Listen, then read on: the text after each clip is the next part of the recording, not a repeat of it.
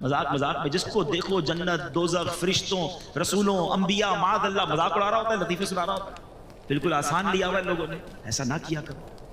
ہم مسلمان ہیں اور ہماری باؤنڈری ہے، زبان ہم نے ادب والی رکھنی ہے، ورنہ کہیں ایسا نہ ہو سارا سفر بیکار ہو جائے.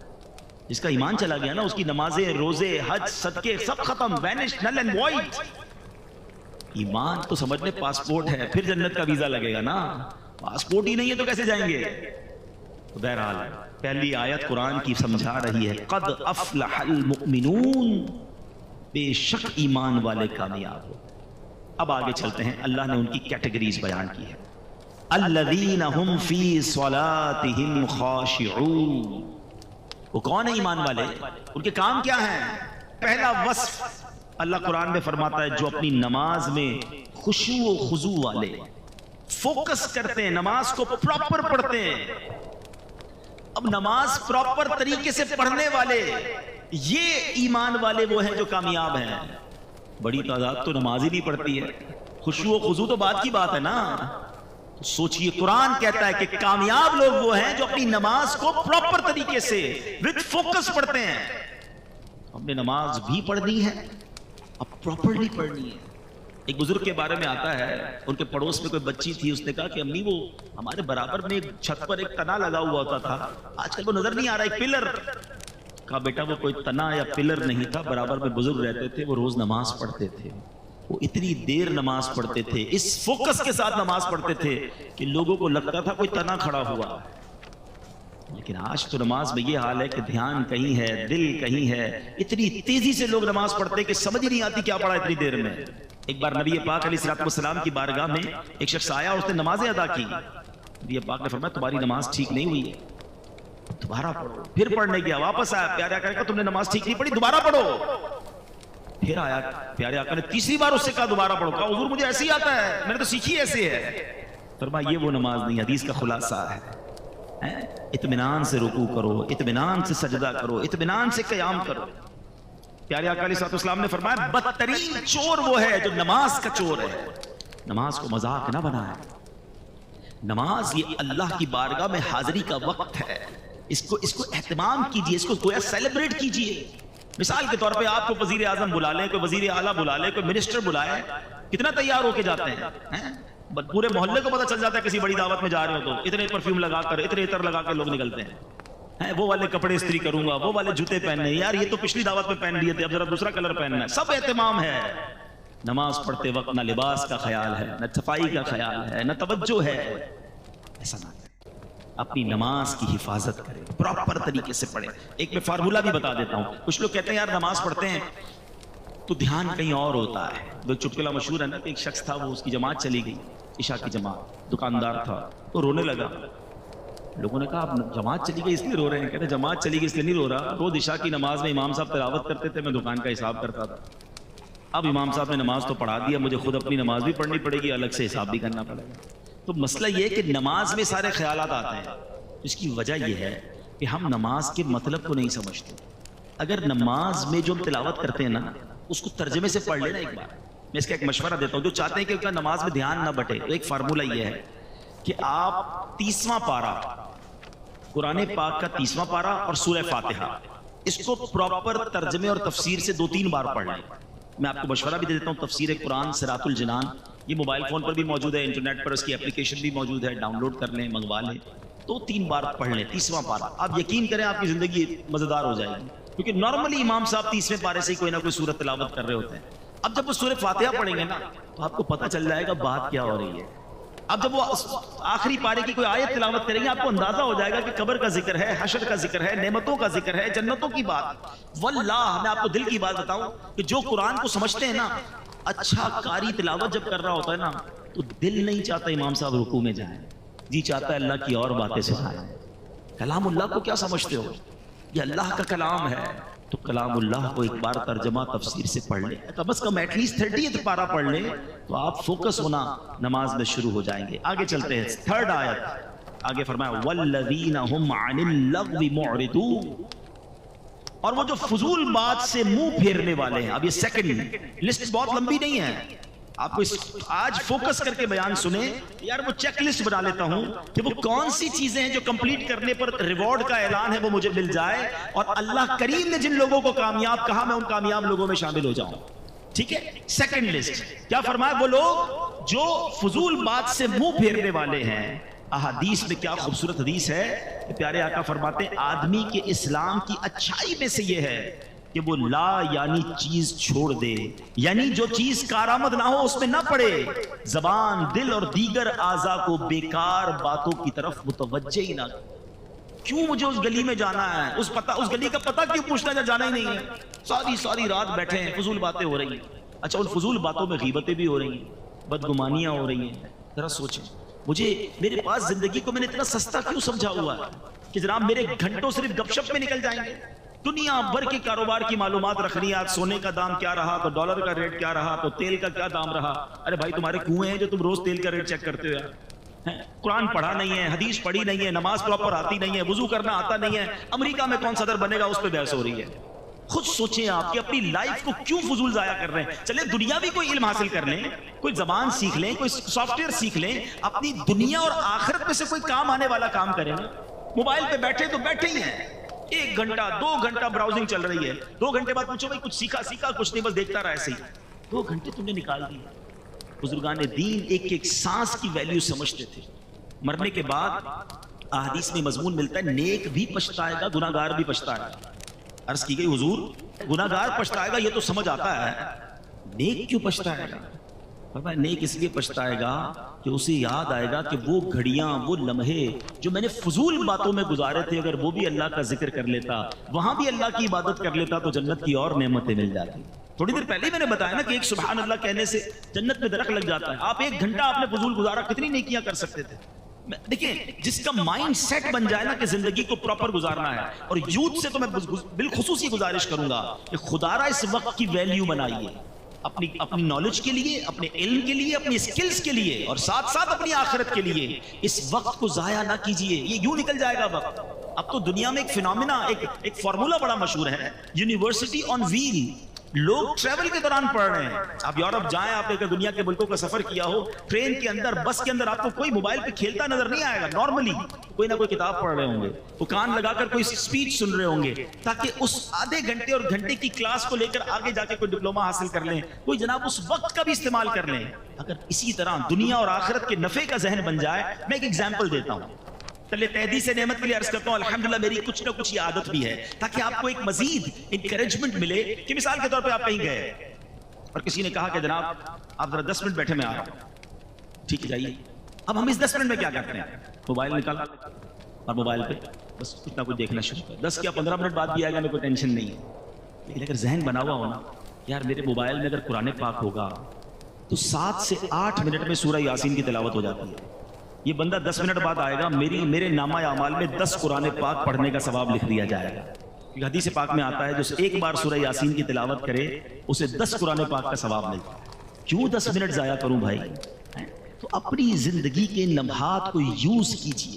اللہ کرے ذہن بن جائے کہ 2 رکعت نفل پڑھ لوں تو مجھے اور اللہ کے قریب ہو جاؤں گا، کچھ مزید درود پاک پڑھ لوں، کچھ کلمہ طیبہ کا ورد کر لوں.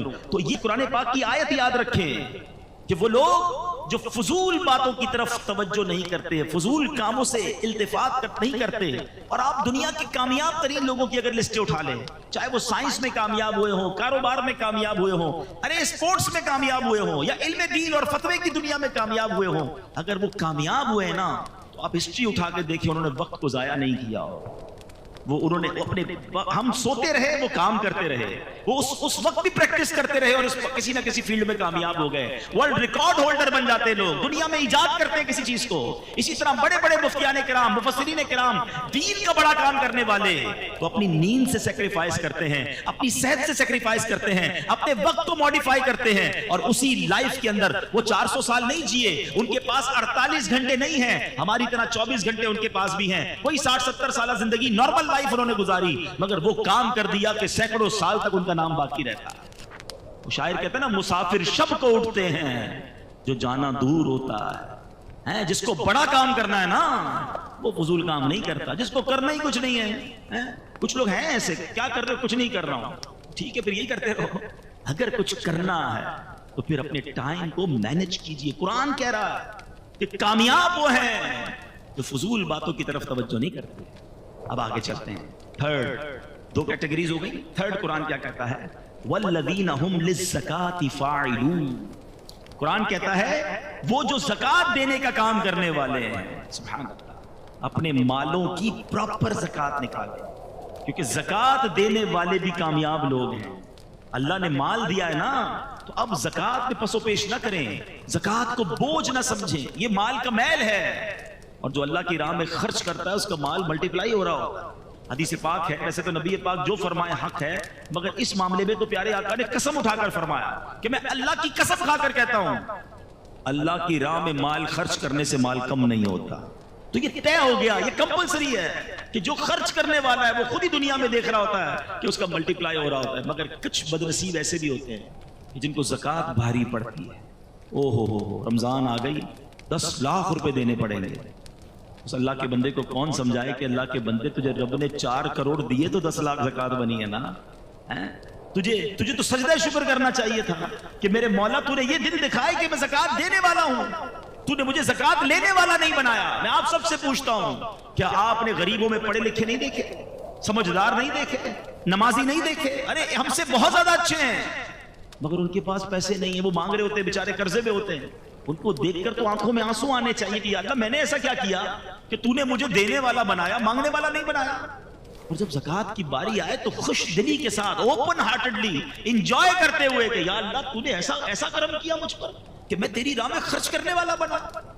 بوجھ سمجھ کر خرچ کبھی نہ کرنا, ورنہ کہیں ایسا نہ ہو یہ صدقے, یہ خیرات, یہ زکات بھی ضائع کر دی جائے.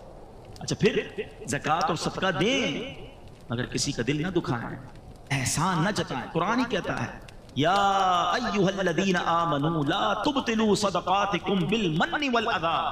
اے ایمان والو, اپنے صدقے ضائع نہ کرو. صدقے کیسے ضائع ہو جاتے ہیں؟ پیسے دیے, اکاؤنٹ میں گئے, سلپ بھی آئی, اب کیسے ضائع ہو گیا؟ فرمایا احسان جتا کر اور تکلیف پہنچا کر. کچھ بدنصیب ایسے ہوتے ہیں, چندہ دیتے ہیں, مدد کرتے ہیں, قرضہ دیتے ہیں, ہیلپ کرتے ہیں, پھر اسے یاد بھی دلا رہے ہو, یاد ہے نا قرضہ دیا تھا تیرے کو, بھول تو نہیں گیا, نوکری میں نے لگائی تھی, میرے پاس آیا تھا پھٹے چپل پہن کر, آج کدھر پہنچ گیا ہے, یاد ہے نا سٹارٹ میں نے کروایا تھا. توبہ توبہ توبہ, اس لیے دیا تھا کہ احسان جتانا ہے. سارے صدقے باطل, ڈیلیٹڈ, قرآن کہہ رہا ہے. اور اس سے تو الٹا گناہ بھی ہو رہا ہے, اس کی دل آزاری بھی ہو رہی ہے. کبھی کسی کو یہ نہ کہنا, اگر کسی کو دیا ہے نا تو اس نیت سے دینا یا اللہ تیری مہربانی تو نے مجھے اس قابل بنایا. سچی بات پتہ ہے کیا, ہم سے جو ڈونیشن لے کر جاتے ہیں اصل مہربانی تو ان کی ہے, ہمارے مال کا میل لے کے جا رہے ہیں, پراپر جگہ پر لگ رہا ہے, مہربانی تو ان کی ہے, ہم ان پر احسان کیا کر رہے ہیں. تو کبھی بھی اپنی زکات کو, اپنے ڈونیشن کو اپنے اوپر بوجھ نہ سمجھے, اس کو انجوائے کریں, شکر ادا کریں اور اسے ادا کریں. کیونکہ قرآن جن کامیاب لوگوں کی فہرست بیان کر رہا ہے اس میں ایک کیٹیگری وہ ہے جو زکات ادا کرنے والے ہیں. پوری دیجیے. اچھا, یہ بھی بڑا مسئلہ ہے, زکات دیتے ہیں لمسم نکال دی, نہیں ذرا بھی حساب کرے نا پراپر. اچھا, خود حساب کیسے کر لیتے بھائی, اپنے ٹیکس ریٹرن خود فائل کرتے ہیں, کیوں وکیل ہائر کیا ہے, خود ہی فائل کر لیا کرے نا ہر سال. نہیں یار وہ ذرا ایکسپرٹ ہے نا, صحیح بتاتا ہے, کوئی غلطی نہ ہو جائے, غلط ہو گئی تو پھر FBR کا نوٹس آ جائے گا.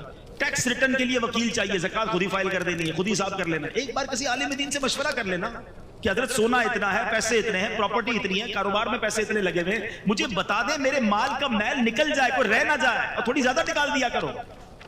لیکن کوئی نہ کوئی, اصل بات وہی ہے, دل اتنا گرفتار ہوتا ہے بعض اوقات مال کی محبت میں کہ بندہ راستہ ڈھونڈ رہا ہوتا ہے کدھر سے زکات کم ہو جائے. ارے تم راستہ ڈھونڈ لو گے, اللہ تو دیکھ رہا ہے نا.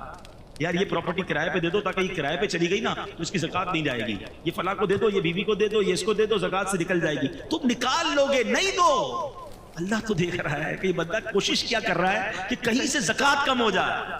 مزہ یہ ہے کہ بندہ بولے یار زکات بھی دوں, صدقہ بھی دوں, کوئی اور کام نیکی کا اور لے جاؤ مجھ سے. اچھا, یہ ڈونیشن دیتے وقت یہ واقعی بڑا اہم پوائنٹ ہے. انسان ہے, ہم سارے انسان ہیں, مال کی محبت ہمارے اندر بلٹن ہے, اسی لیے اس کے اجر, اس کے ثواب بڑے قرار دیے گئے. آپ اگر چاہتے ہیں نا کہ آپ کا مال انشورڈ ہو جائے, لوگ پوچھتے رہتے ہیں یار انشورنس کروانی چاہیے نہیں کروانی چاہیے. آؤ میں آپ کو ایک بڑی پیاری مدنی انشورنس بتاتا ہوں. اللہ کے حبیب علیہ السلام فرماتے ہیں کہ رب فرماتا ہے, حدیث قدسی ہے, اس کا مضمون ہے اے ابن آدم اپنا مال میرے پاس جمع کروا دے. کمیٹی BC ڈالتے ہیں نا, آؤ میں آپ کو بتاتا ہوں کیسی BC ہے. اللہ فرماتا ہے اے ابن آدم اپنا مال میرے پاس جمع کروا دے, نہ جلے گا نہ ڈوبے گا نہ چوری ہوگا، میں تجھے اس وقت لوٹاؤں گا جس وقت تجھے ضرورت ہوگی. یعنی یہ مال میرے اکاؤنٹ میں چلا گیا، اللہ کی حفاظت میں چلا گیا، کم بھی نہیں ہو سکتا، جل بھی نہیں سکتا، کوئی لوٹ بھی نہیں سکتا. اور قیامت کے دن جب ایک ایک نیکی کے لیے بندہ ہاتھ پھیلا رہا ہوگا نا، اللہ فرماتا ہے میں تجھے اس وقت لوٹاؤں گا. ایک اور حدیث پاک ہے جس کا مضمون ہے کہ جب بندہ صدقہ کرتا ہے نا، خرچ کرتا ہے اللہ کی راہ میں، فرمائیے اس کے ہاتھ سے نکل کر اللہ کے دستے قدرت میں چلا جاتا ہے. اللہ تمہارے صدقوں کو اس طرح پالتا ہے جس طرح تم اپنے جانور کے بچے کو پالتے ہو. فرمایا بندہ کھجور صدقہ کرے گا، قیامت کے دن پہاڑ جتنا اجر دیکھے گا، عرض کرے گا مولا میں نے تو کھجور دی تھی. فرمایا حدیث کا خلاصہ یہ ہے کہ اللہ اپنے کرم سے اس کھجور کو پہاڑ جتنا بنا دے گا. یہ کیسی انویسٹمنٹ ہے، یہ کیسا ریٹرن ہے. پھر صدقہ دیتے وقت ٹینشن کس بات کی ہے؟ آپ نے ایسے بندے تو دیکھے ہوں گے جو یار پتہ نہیں یار وہ آئے تھے علاقے والے زبردستی لے گئے، یار دینا پڑا اور پیسے کم ہو گئے، یار لاکھ روپے تھے 25,000 دے دیے، موڈ آف ہو جاتا ہے. چندہ دے کر ڈونیشن دے کر موڈ آف، کیونکہ کیلکولیشن جو تو کم ہو گئے نا. ایسا کوئی دیکھا ہے بندہ جو آ کر کے یار جیب میں 50,000 تھے، یار بڑا افسوس ہوا آتے آتے بینک میں اپنے اکاؤنٹ میں ڈلوا کر آیا. آپ کہیں گے ٹینشن کس بات کی، یار تیرا ہی اکاؤنٹ تھا نا، آپ ہی اکاؤنٹ میں گئے، ٹینشن کیوں ہے؟ اگر جس دن یہ مائنڈ سیٹ بن گیا نا کہ یہ جیب سے نکل کر میرے ہی اکاؤنٹ میں گئے ہیں تو دینے کا کبھی ٹینشن نہیں ہوگا. آپ کو مزہ آ رہا ہوگا یار تھوڑے اور ڈال دوں آخرت کے اکاؤنٹ میں، تھوڑے آج کمائے زیادہ ہے تھوڑے اور ڈال دوں. لوگ کہتے ہیں نہیں بھائی زکات دے دیے اگلے سال آنا، ہاں روک لیتے ہیں. یار جب اللہ دینے میں نہیں روک رہا تو تم خرچ کرنے میں کیوں روک رہے ہو؟ اسے حدیث پاک کا مضمون ہے گن گن کر خرچ نہ کرو ورنہ وہ رب کریم بھی تمہیں گن گن کر عطا فرمائے گا. جب وہ دیے جا رہا ہے نا تو آپ بھی اللہ کی راہ میں خرچ کرتے رہا. تو بہرحال قرآن نے کامیاب لوگوں کی فہرست میں جو کیٹیگری بیان کی وہ لوگ جو زکات دینے والے ہیں. آگے چلتے ہیں. اللہ فرماتا ہے والذین هم لفروجهم حافظون الا علی ازواجهم او ما ملکت ایمانهم فانهم غیر ملومین. اب یہ دو آیتیں میں نے ایک ساتھ پڑھ دی ہیں، ٹاپک ایک ہی ہے. اگلی فورتھ کیٹیگری آ رہی ہے. اللہ فرماتا ہے اور وہ جو اپنی شرمگاہوں کی حفاظت کرنے والے ہیں مگر اپنی بیویوں یا شرعی باندیوں پر جو ان کے ہاتھ کی ملک ہیں پس بے شک ان پر کوئی ملامت نہیں ہے.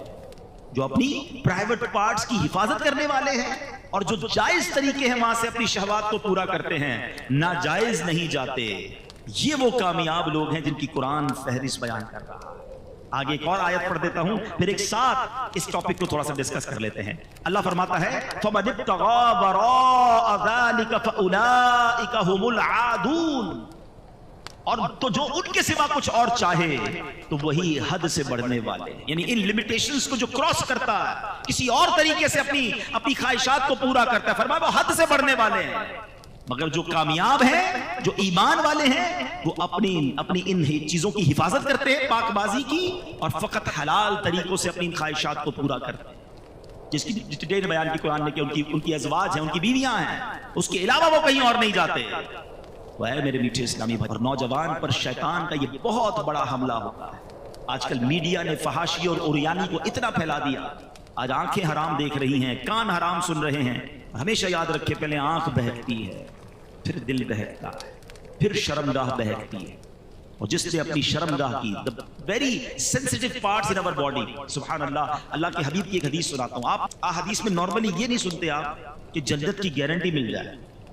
ایک بار ایک صاحب بھی مجھے بولے یار کوئی ایسا عمل بتا دے کنفرم جنت مل جائے. عمل کرو، اللہ سے دعا کرو، اللہ کرم کرے گا، اس کے کرم سے جنت ملنی ہے. لیکن جو اب میں حدیث سنانے جا رہا ہوں نا اس میں نبی پاک نے گارنٹی دی ہے. اللہ کے حبیب علیہ السلام فرماتے جو مجھے دو چیزوں کی گارنٹی دے دے میں اسے جنت کی گارنٹی دیتا ہوں. دو چیزوں کی ضمانت دے دے، حدیث پاک کا مضمون ہے، میں اسے جنت کی ضمانت دیتا ہوں. فرمایا ایک زبان اور دوسری شرمگاہ. یہ زبان کو حلال میں استعمال کرے اور اپنے پرائیویٹ پارٹس کو حرام طریقے سے یوز نہ کرے، میں اسے جنت کی ضمانت دیتا ہوں. کتنا آسان ہو گیا جنت کمانا. چلے جناب بہت لمبی فہرست سے باہر آ جاؤ نا. زبان صحیح کر لو اور شرمگاہ کی پاک بازی کر لو، اللہ کے حبیب کا وعدہ ہے جنت عطا ہو جائے گی. اب اس میں حال یہ ہے کہ زبان حرام کرتے تھکتی نہیں. جھوٹ، غیبت، فحاشی، بے حیائی کی باتیں، دل آزاریاں اور شرمگاہ کی حفاظت اس قدر برائی عام ہو گئی ہے. نہیں میرے میٹھے اسلامی بھائی، یہ جوانی اللہ کو ناراض کرنے کے لیے اللہ نے نہیں دی. شیطان حملہ آور ہوتا ہے، یقیناً بڑی خواہشات ہوتی ہیں بڑا، لیکن یہی تو مقابلہ ہے نا. بندہ کہتا ہے نا جوانی میں چیلنج لینا ہے تو لو نا چیلنج، اور شیطان کو بتاؤ کہ میں شیطان کا نہیں، میں رحمان کا بندہ ہوں.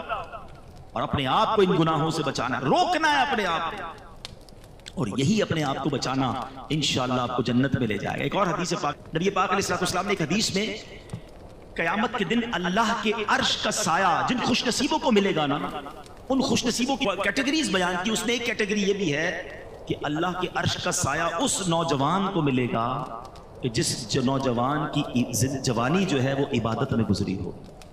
تو جوانی عبادت میں گزارتا ہے نا، اس کو اللہ کے عرش کا سایہ ملے۔ بڑھاپے میں عبادت کرنا کمال نہیں ہے، اصل کمال جوانی میں اللہ کی نافرمانی سے بچنا ہے۔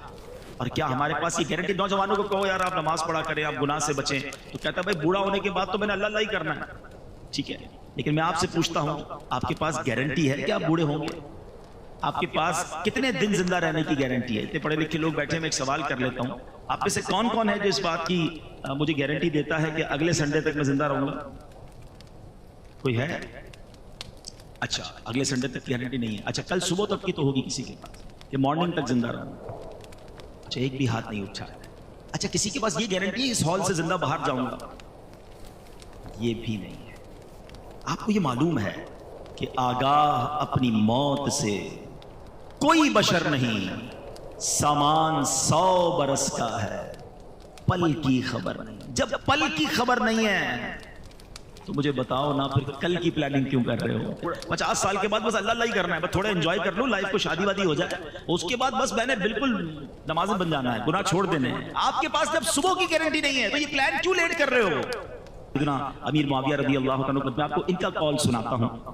ایک بار آخری وقت تھا، آپ کا بڑھاپے کی زندگی تھی اور بالکل لاسٹ اسٹیج تھا، وصال کا وقت قریب آیا، تو آپ نے کہا مجھے اٹھا کر بٹھاؤ، تو لوگوں نے یوں سمجھیے کہ سہارا دے کر بٹھایا، تو آپ بیٹھ کر کہتے ہیں کہ اللہ کے ذکر کرنے لگے اور تسبیح کرنے لگے، پھر رونے لگے اور اپنے آپ سے پوچھتے ہیں کہ اے معاویہ اب بڑھاپے اور کمزوری کے وقت میں اللہ کا ذکر یاد آیا ہے؟ اس وقت کیا تھا جب جوانی کی شاخ تر و تازہ تھی؟ حالانکہ وہ جوانی میں بھی عبادت کرنے والے تھے، مگر پھر بھی اپنے آپ سے کہتے تھے بڑھاپے میں رب یاد آیا۔ جوانی یہ عبادت اللہ کو بڑی پسند ہے۔ میں چند آپ کو بہت خوبصورت باتیں بتا دیتا ہوں جو نوجوان ہیں۔ ایک بزرگ کے بارے میں آتا ہے، بڑا خوبصورت فرمان ہے ان کا، ابن رجب حنبلی فرماتے ہیں کہ جس نے اللہ کو اس وقت یاد رکھا جب وہ جوان اور توانا تھا، اللہ عز و جل اس کا اس وقت خیال رکھے گا جب وہ بوڑھا اور کمزور ہو جائے گا۔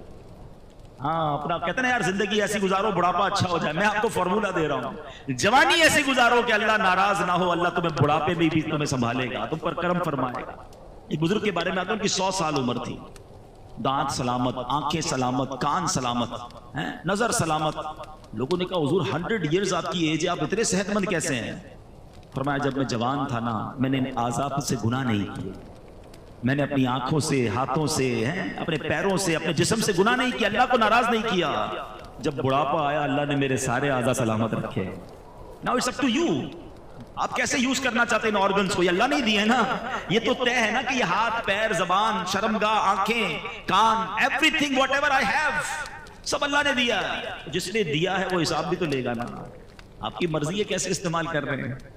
پلیز اب میں آپ کو بڑی کمال کی حدیث سنانے جا رہا ہوں۔ میں جب بھی اس حدیث کو پڑھتا ہوں میں اپنے لیے بھی دعا کرتا ہوں، اللہ کرے مجھے بھی ایسا بنا دے، اللہ کرے یہ سعادت ہمیں مل جائے۔ 2-3 حدیثیں ہیں، پیارے آقا علیہ السلام کا فرمان ہے کہ اللہ تبارک و تعالی اپنی مخلوق میں اس خوبرو نوجوان، وہ خوبصورت جوان کو اللہ تعالیٰ کتنا پسند فرماتا ہے، ذرا سنیے گا۔ ماشاءاللہ بہت خوبصورت چہرے والے لوگ بیٹھے ہیں۔ اللہ کریم اپنی مخلوق میں اس خوبرو نوجوان کو سب سے زیادہ پسند فرماتا ہے جس نے اپنی جوانی اور حسن و جمال کو اللہ عز و جل کی عبادت میں صرف کر دیا۔ اللہ عز و جل فرشتوں کے سامنے اس نوجوان پر فخر فرماتے ہوئے کہتا ہے یہ میرا حقیقی بندہ۔ آئے ہائے، اللہ کرے کہ اللہ ہمیں ایسا، خود اللہ کی رحمت سے ہی بنیں گے، اللہ بنا بھی دے اور پھر اللہ فرمائے فرشتوں سے کہ یہ میرا حقیقی بندہ۔ ایک اور حدیث سنیے گا، اللہ فرماتا ہے، حدیث قدسی ہے، میری تقدیر پر ایمان لانے والا، میرے لکھے پر راضی رہنے والا، میرے دیے ہوئے رزق پر قناعت کرنے والا اور میری رضا کی خاطر اپنی شہوات نفسانی کو ترک کرنے والا نوجوان میری بارگاہ میں میرے باز فرشتوں کی مانند ہے۔ یہ ہے جوانی کا استعمال، یہ اپنے آپ کو روکنا ہے، آج بندہ کبھی رکتا بھی ہے نا تو اکیلے میں نہیں رک رہا ہوتا. دروازہ بند ہوا, اب جو دیکھنا ہے دیکھ لو, جو کرنا ہے کر لو. کہتے ہیں کسی اور کنٹری میں چلتے ہیں, کسی اور علاقے میں چلتے ہیں, ادھر کوئی جاننے والا نہیں ہوگا. جدھر بھی جاؤ گے اللہ تو دیکھ رہا ہے نا. کاش گناہ کرتے وقت دل میں یہ نقش ہو جائے کہ جو میں کر رہا ہوں وہ رب دیکھ رہا ہے. ایک اور بڑا درد ہے مجھے, نوجوان بیٹھے ہیں, کہ آج ایک اور کہانی یہ بن گئی ہے کہ ہماری ہر سیلیبریشن, ہماری ہر خوشی جو ہے اس میں ہم اللہ کو ناراض کر رہے ہیں. یہ ہے کتنی عجیب بات. دنیا میں آپ کو کوئی گفٹ دے, آپ کیا کہتے ہیں؟ تھینک یو, بڑی مہربانی, جزاک اللہ. اچھا گفٹ دے, بندہ کہتا ہے اس کو تو کبھی بھی ناراض نہیں کروں گا, بڑا خیال رکھتا ہے. اللہ نے کروڑوں گفٹ دیے مجھے اور آپ کو, آنکھیں دی, ناک دی, کان دیے, زبان دی, گونگا نہیں بنایا, بہرا نہیں بنایا, ہاتھ والا بنایا, پیر والا بنایا, مال دیا, گھر دیا, عزت دی. اچھا پھر خوشی دی. جو اللہ خوشی دینے والا ہے, مثال کے طور پہ کسی کے یہاں بچہ پیدا ہوا, بچے پیدا ہونے کی خوشی میں پارٹی کریں گے. اس پارٹی میں کیا کریں گے؟ اللہ کو ناراض کرنے والا. بچے کی تھوڑا بڑا ہوا, برتھ ڈے کرنی ہے, برتھ ڈے کریں, بھائی کون منع کرتا ہے؟ برتھ ڈے کریں گے, اس میں اللہ کو ناراض کرنے والا. خوشی رب دیے جا رہا ہے, ہم اللہ کو ناراض کر رہے ہیں. وہ بچہ بڑا ہو گیا, اب اس کی شادی کرنی ہے, اس شادی کی خوشی میں بھی اللہ کو ناراض کرنا. اور کتنا ناراض کرنا ہے, اتنا ناراض. کون سا کام ہے جو شادیوں میں آج نہیں ہو رہا؟ حالانکہ پوچھو ان سے کہ جن کے بچوں کی شادیاں نہیں ہوتی ہیں, ماں باپ رو رو کے دعائیں کرتے ہیں, اللہ بچوں کی شادی ہو جائے, رشتہ آ جائے. رشتہ آیا اور اللہ کو ناراض کرنا شروع کر دیا. یہ کتنی بڑی بے وقوفی ہے. اللہ نے گھر دیا, گھر کی اوپننگ پارٹی, اس میں اللہ کو ناراض. اللہ نے ایک نیا سال دیا, نیو ایئر پارٹی, پھر اللہ کو ناراض. بندہ بیمار ہو کر صحت یاب ہوتا ہے, کہتے ہیں صحت کی خوشی میں پارٹی, پھر اللہ کو ناراض. ارے اللہ کے بندوں, تمہیں رب دیے جا رہا ہے اور تم اسے ناراض کیے جا رہے ہو. پھر کہتے ہیں ہماری نعمتیں چلی جاتی ہیں. بچوں کی شادی میں لاکھوں کروڑوں خرچ کیے, تھوڑے عرصے بعد بہو گھر پہ آ گئی یا بیٹی گھر پہ آ گئی, طلاق لے کر رشتہ ٹوٹ گیا, بڑی ناراضگی. اچھا شادی ہو گئی تو ان کے یہاں اولاد نہیں ہو رہی, کیا کرے؟ ارے تم نے اس شادی میں اللہ کو ناراض کتنا کیا تھا, کبھی سوچا؟ یہ کتنی بڑی بے وقوفی ہے کہ میں خوش ہو رہا ہوں. ذرا میرا جملہ سنیے گا, اللہ کرے میری یہ بات آج دل میں اتر جائے. یہ سوشل میڈیا پر بھی لائیو جا رہا ہے. یہ کتنی بڑی بے وقوفی ہے کہ اللہ خوشی دے رہا ہے, میں خوش ہو رہا ہوں, میرے بچے, فیملی, دوست خوش ہو رہے ہیں, اور اس خوشی میں میرا رب ناراض ہو رہا ہے. مجھے بتاؤ نا, یہ عقل مندی ہے؟ ارے آج ایک بات طے کر کے جاؤ کہ میں جب بھی خوشی مناؤں گا ایسے مناؤں گا کہ میرا رب بھی مجھ سے خوش ہو جائے گا. یہ پاسبل ہے نا؟ بلکہ میں آج یوتھ کو, نوجوان کو ایک پوائنٹ دینا چاہتا ہوں کہ آج آپ ایک نیت کر کے جاؤ, یار میری جب بھی شادی ہونی ہے نا, میں نے کم از کم اللہ کو ناراض نہیں کرنا ہے. کیوں؟ آپ کی شادی میں انجوائے کون کرے گا؟ آپ کے دوست, آپ کے رشتہ دار. اچھا آپ کہیں گے یار ہم کوئی رسم نہیں کریں گے تو خاندان والے کیا کہیں گے؟ تم خاندان والوں کو راضی کرنے کے لیے, تم دوستوں کو راضی کرنے کے لیے ایک تو لاکھوں روپے خرچ کرو گے, اس کے بعد اس سب کا وبال جو آئے گا وہ تم میاں بیوی پر آئے گا, اس کپل پر آئے گا کہ ان کی شادی میں یہ ہوا تھا. اینڈ آف دا ڈے اس کی سارے کمپلیکینسز وہ آپ نے بھگتنے ہیں. تو میں کیوں بھگتوں بھائی؟ اپنے دوستوں کو, رشتہ داروں کو راضی کرنے کے لیے میں اور میری بیوی اور آنے والے بچے اس لعنت کو کیوں بھگتے ہیں؟ ہم نے وہی کرنا ہے جو رب کی رضا. آپ کر کے دیکھو, پھر اس کی خوشیاں دیکھو, کیونکہ اللہ نے قرآن میں فرمایا ہے لَإِن شَكَرْتُمْ لَأَزِيدَنَّكُمْ, تم میرا شکر ادا کرو میں تمہیں اور عطا کروں گا. آپ خوشی میں شکر ادا کریں نا, نعمتوں کا شکر ادا کریں, صدقہ کریں, خیرات کریں. شادیاں اچھی انداز سے بھی ہوتی ہیں. ایک صاحب مجھے ملے, بہت کمال کی بات کی, جب بھی اپنے کسی بچے کی شادی کرتا ہوں ساتھ 2 غریب بچوں کی شادیاں بھی کر دیتا ہوں. رسم وسم نہیں کرتا, وہ پیسے ان غریب بچوں پہ خرچ کرتا ہوں. وہ ساری زندگی جھولیاں اٹھا اٹھا کے میرے بچوں کو دعائیں دے رہے ہوتے ہیں, میرے بچوں کی خیر ہو جاتی ہے. یہ کرو نا, کمال ہے. ہر خوشی میں رب کو ناراض. اللہ کرے یہ شیطان کا وار ہم سمجھ جائیں. یہ مردود چاہتا یہ ہے کہ اللہ ہم سے ناراض ہو جائے اور ہم اس کی بات مان لیتے ہیں. ہماری ہر سیلیبریشن میں ہم سیلیبریٹ کریں, اس میں کوئی غم نہیں ہے, کوئی منع نہیں ہے, مگر ایسی سیلیبریشن کرو کہ اللہ بھی راضی ہو جائے. قرآن خوانی کریں, نعت خوانی کریں, لنگر کریں, غریبوں کو کھلائیں, صدقہ کریں, خیرات کریں. اچھے کپڑے پہنے, کون منع کرتا ہے؟ خود بھی پہنے, دوسروں کو بھی پہنا دیں. لیکن تکبر نہ کریں, ریاکاری نہ کریں, دکھاوا نہ کریں, تکلیف نہ دیں. ارے تم خوش ہو رہے ہو, پورا محلہ رات کو سو نہیں رہا. ایسی کون سی شادی ہے بھائی؟ ڈھول دھمکا, آتش بازی, لوگ نیند سے ڈر کے اٹھ جاتے ہیں. پتہ چلتا ہے بارات آئی تھی, ایسا لگتا ہے محلے پہ حملہ ہو گیا کسی. اب بتاؤ, یہ دل سے دعا نکلی تمہاری شادی کی رات ان لوگوں کے لیے؟ شادی کی رات تم نے ہائے لیے ہیں, لیتے ہیں لوگ, پھر کہتے ہیں یار خوشیاں نہیں مل رہی فیملی میں. تم نے, آپ خود سوچے تھے یہ شیطان نے ہم کون سے کام ہم سے کروا رہا ہے. اللہ کرے کہ دل میں اتر جائے میری بات. تو تو نوجوان ہے اس کو اپنے نفس کو بچانا ہے، اپنے آپ کو گناہوں سے بچانا ہے، کیونکہ کامیاب لوگ وہ ہیں جو اپنی شرمگاہ کی حفاظت کرنے والے ہیں۔ اب قرآن کی جو آیتیں ہیں، جو کیٹیگریز ہیں، وہ اختتام کی طرف ہیں۔ There is no big list۔ اب ریوارڈ کی طرف ہم نے آنا ہے، مگر ایک قرآن اور بات فرما رہا ہے، وَالَّذِينَ هُمْ لِأَمَانَاتِهِمْ وَعَهْدِهِمْ رَاعُونَ۔ کامیاب لوگوں کا ایک اور کام کیا ہے؟ فرمایا اور وہ جو اپنی امانتوں اور اپنے وعدے کی رعایت کرنے والے ہیں۔ امانت رکھواؤ تو پوری واپس لوٹاتے ہیں، وعدہ کرتے ہیں تو پورا کرتے ہیں۔ آج کل تو ایک عجیب سے جملہ مشہور ہے، وعدہ ہی کیا تو وفا ہوگا۔ ارے اللہ کے بندو، مسلمان کا وعدہ سچا ہوتا ہے۔ قرآن کہہ رہا ہے کہ کامیاب لوگ وعدے کی پاسداری کرنے والے ہیں اور امانت لوٹانے والے ہیں، امانت لے کے بھاگنے والے نہیں ہیں۔ لیکن اب جو یہ کرنے والے ہیں، پھر آگے قرآن آخری بات پھر انعام کی طرف آ جائیں گے۔ آپ کو اگر تھوڑی دہرائی کرنا، نماز خشوع و خضوع سے پڑھنے والے، زکوٰۃ دینے والے، فضول کام کرنے والے نہیں، اپنی شرمگاہ کی حفاظت کرنے والے، اور پانچواں فرمایا امانتوں کی اور وعدوں کی پاسداری کرنے والے۔ ابھی تک تو پانچ ہی آلموسٹ باتیں ہوئی نا، اب چھٹی بات آ رہی ہے اور اس کے بعد انعام ہے۔ قرآن فرماتا ہے وَالَّذِينَ هُمْ عَلَىٰ صَلَوَاتِهِمْ يُحَافِظُونَ۔ پھر نماز آ گئی۔ Look at the value of نماز۔ قرآن کہتا ہے وہ جو اپنی نمازوں کی حفاظت کرتے ہیں۔ پہلے کہا نماز خشوع و خضوع سے پڑھتے ہیں، اب قرآن کہہ رہا ہے کہ وہ نماز پراپر ٹائم پہ حفاظت کر کے پڑھتے ہیں، نماز ضائع نہیں ہونے دیتے۔ لوگ کہتے ہیں یار شام کو ساری پڑھ لیتا ہوں، بریک فاسٹ لنچ بھی ڈنر میں کر لیا کرو نا۔ بریک فاسٹ کے وقت بریک فاسٹ یاد ہے، لنچ کے وقت لنچ یاد ہے، کاروبار کے وقت کاروبار یاد ہے، رات کو ساری نمازیں پڑھنی ہے، ٹائم پہ پڑھنی ہے، حفاظت کرنی ہے نماز کی۔ اور میں آپ کو صحیح بتاؤں، جس نے اپنی زندگی میں نماز کو پراپر انوالو کر لیا نا، اب اس کی نماز قضا نہیں ہوتی، اس کو الٹا بے چینی شروع ہو جاتی ہے۔ جس طرح آپ نے کبھی دوپہر کا کھانا نہ کھایا ہو تو رات کو کیا ہوتا ہے، شام کو ایک انر الارم بج رہا ہوتا ہے، یار رات دوپہر کا کھانا نہیں کھایا ہے، یار ابھی تک نہیں کھایا، ابھی تک ڈنر نہیں کیا۔ کیوں؟ کیونکہ آپ نے اس کو زندگی میں انوالو کیا ہے۔ جاب نہیں چھوٹتی، اسکول نہیں چھوٹتی، دوست نہیں چھوٹتے، نماز کیسے چھوٹ گئی؟ اچھا پھر کچھ لوگ ملتے ہیں، کہتے ہیں یار مسئلہ یہ ہے کہ فجر کی نماز میں آنکھ نہیں کھلتی، باقی چار پڑھ لیتا ہوں۔ میں ان سے ایک سوال کرنا چاہتا ہوں کہ آپ کی کبھی صبح 8 بجے کی فلائٹ ہو وہ چھوٹی ہے؟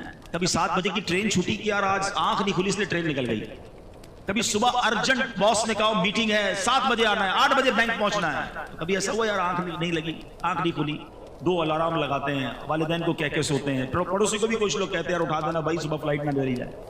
نہ فلائٹ مس ہوئی، نہ ٹرین مس ہوئی، نہ میٹنگ مس ہوئی، نماز کیسے ہو گئی؟ اس کا مطلب یہ کہ نماز کی وہ ویلیو ہی نہیں ہے ابھی تک دل میں۔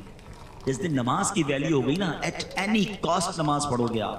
اور نماز کا حکم پتہ ہے کیسا ہے؟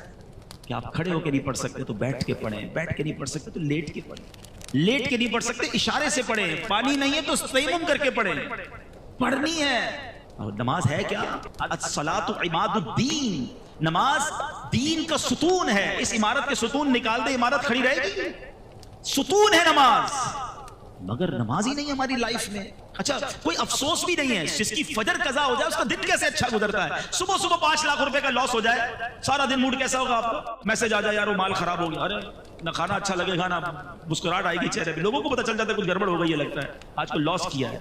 نماز قضا ہو گئی، ہنستے ہنستے اٹھتے ہیں، ظہر چلی گئی، عصر چلی گئی، مغرب چلی گئی، دھڑا دھڑ نمازیں جا رہی ہیں۔ مسلمان بے نمازی کیسے ہو سکتا ہے؟ نماز دین کا ستون ہے، نماز جنت کی کنجی ہے، نماز میرے آقا علیہ الصلوۃ والسلام کی آنکھوں کی ٹھنڈک ہے۔ اور نمازی کو سب سے بڑا انعام یہ ملے گا کہ اللہ کا بروز قیامت اسے دیدار کروایا جائے گا۔ اور جب بے نمازی ہوتا ہے، آپ اور میں جہاں رہتے ہیں ہمارا گھر پہ نام لکھا ہوتا ہے، گھر کے باہر نیم پلیٹ، ایک حدیث سنو اللہ کرے عبرت ملے۔ حدیث پاک کا مضمون ہے کہ جو بے نمازی ہوتا ہے نا، جو ایک نماز جان بوجھ کر قضا کر دے، اس کا نام جہنم کے اس دروازے پر لکھ دیا جاتا ہے جس سے وہ اندر داخل ہو۔ نبی پاک نے دونوں ہاتھ ملا کر بتایا، یہ ہاتھ ملا کر فرمایا جب بے نمازی قبر میں جائے گا نا، اس کو قبر ایسے دبائے گی کہ پسلیاں ٹوٹ پھوٹ کر ایک دوسرے میں پیوست ہو جائیں گی۔ تو نماز قضا نہیں ہونی چاہیے۔ پلیز آج نیت کر کے جاؤ کہ آج کے بعد ہماری کوئی نماز قضا نہیں ہو۔ آپ نماز پڑھیں، نماز آپ کی ساری مشکلیں آسان کر دے گی، نماز روزی میں برکت لاتی ہے، نماز بیماریوں کو دور کرتی ہے، نماز آپ کے برڈن ریلیز کر دے گی۔ جو پڑھتے نماز ان سے پوچھو وضو کرنے کے بعد ایسا لگتا ہے بندہ ری سٹارٹ ہو گیا ہے، ریفریش ہو گیا ہے، ایک نئی زندگی کو اب دوبارہ ملتی ہے۔ تو نماز پڑھنے کی پراپر عادت ہے۔ تو یہ 6 یا 7 چیزیں ہوئی۔ Now come towards the reward. اللہ اکبر، انعام سنو، مزے کو بھی مزہ آ جائے گا۔ اللہ قرآن میں فرماتا ہے اولئک ھم الوارثون، یہی لوگ وارث ہیں۔ کس کے وارث ہیں؟ الذین یرثون الفردوس ہم فیہا خالدون. قرآن کہتا ہے یہ فردوس کی میراث پائیں گے اور وہ اس میں ہمیشہ رہیں گے. جنت بھی کون سی والی؟ جنت الفردوس. جنت الفردوس کیا ہے پہلے یہ سنو. اللہ کے حبیب علیہ الصلوۃ والسلام فرماتے ہیں کہ حضرت معاذ بن جبل رضی اللہ تعالیٰ اس حدیث کے راوی ہیں کہ پیارے آقا علیہ الصلوۃ والسلام نے فرمایا جنت میں 100 درجے ہیں. 2 درجوں کے درمیان اتنی مسافت ہے جتنی آسمان اور زمین کے درمیان ہے. فردوس سب سے اعلیٰ اور درمیانی جنت ہے اور اس کے اوپر رحمان عز و جل کا عرش ہے. اس سے جنت کی نہریں نکلتی ہیں. جب تم اللہ تعالیٰ سے سوال کیا کرو تو جنت الفردوس کا سوال کیا کرو. لہٰذا ہر مسلمان کو چاہیے کہ جب اللہ سے جنت مانگے جنت الفردوس ہی کی دعا کرے. اگر اللہ تعالیٰ نے اپنے فضل و کرم سے وہ دعا قبول کر لی تو آقا فرماتے ہیں آخرت میں ملنے والی وہ سب سے عظیم نعمت ہے. ہم تو دعا مانگیں گے نا. قرآن تو کہہ رہا ہے یہ وارث ہیں گارنٹیڈ. اولئک هم الوارثون. یہی لوگ وارث ہیں. کس چیز کے؟ الذین یرثون الفردوس. فردوس کے وارث ہیں. اور کتنے ٹائم کے لیے جائیں گے؟ امریکہ جاتے ہو، یورپ جاتے ہو، ترکی جاتے ہو، پلیجر ٹرپ پہ جاتے ہو 5 دن 7 دن 30 ڈیز. اس کے بعد تو واپسی ہے نا. زندگی میں بھی آئے مزے کیے تو بھی 10 15 20 50 سال. جنت میں جو گیا ہم فیہا خالدون. There is no expiry date. Always, ہمیشہ ہمیشہ کے لیے جنت میں چلے جائیں گے. کتنی لمبی لسٹ تو نہیں ہے کہ سورہ مومنون کی آج میں نے تقریباً 11 صرف آیت تلاوت کی ہیں اور یہی میرا بیان تھا کہ کامیاب لوگ کون ہیں. قرآن کے ذریعے بیان کرنے کی کوشش کی کہ یہ لوگ کامیاب ہیں اور ان کے یہ کام ہیں. 6-7 کام بتائے ہیں قرآن میں. کیا ہم یہ نہیں کر سکتے؟ تو آج نیت کر کے جائیں کہ انشاءاللہ اس راستے پر چلنا شروع کر دیں گے تاکہ رب مجھے فرمائے میں کامیاب ہوں. اللہ فرمائے کہ یہ جنت کا وارث ہے اور یہ جنت الفردوس میں داخل ہوگا. پھر تو ہمارے وارے نیارے ہو جائیں گے. اللہ کریم ہمیں قرآن پڑھنے اس پر عمل کرنے کی توفیق عطا فرمائے اور ان گناہوں والی زندگی سے رب کریم ہمیں محفوظ فرمائے.